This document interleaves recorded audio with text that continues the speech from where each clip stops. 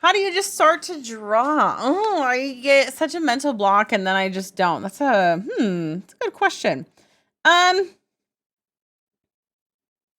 to think of what I do to push through if I'm having a hard time. Cuz honestly, yeah, sometimes you have an idea and it just doesn't come out onto the paper, right? And sometimes pushing through and persevering is worth it. And sometimes like you got to know if maybe it's time to throw in the towel on an idea and try something else. Just scrap it, start over, you know. Uh there are instances for both of those things, I think. Like it happens.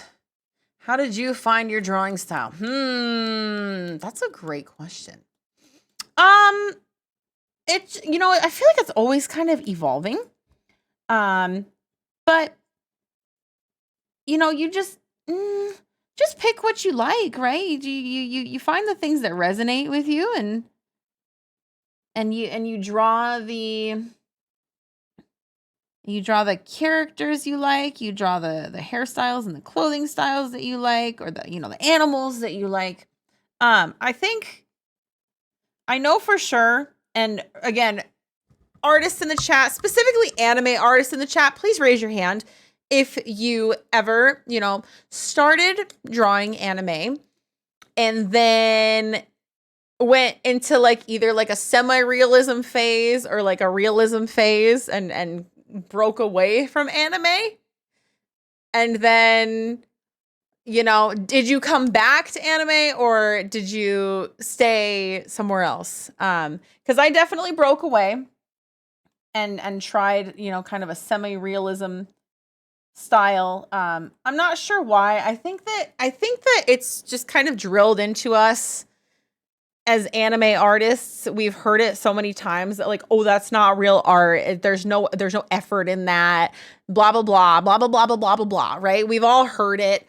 And so I think that that's part of like what got ingrained in me when I decided to move away from it. And then I came back and I have been so happy. I have been so happy. It's been so wonderful. So, and if you came back, great. If you stayed away and forged your own path elsewhere, great. It all just comes down to, what we like and what we want to do. So, thank you for answering. I'm struggling with what I want to do, feeling lost with it. I love your style, drawing and all around. Thank you so much. I really appreciate that. Yeah, just I think Pinterest is a great place to start. For finding inspiration and building yourself kind of a board and okay, I like this from this and I like this from this. And then also just returning yourself back to the things that you love. That is really helpful. So yeah. So good to have you. Thank you for the thought-provoking questions. Yeah, I think I understand the struggle. I think that that's my best advice is to go back to what you love.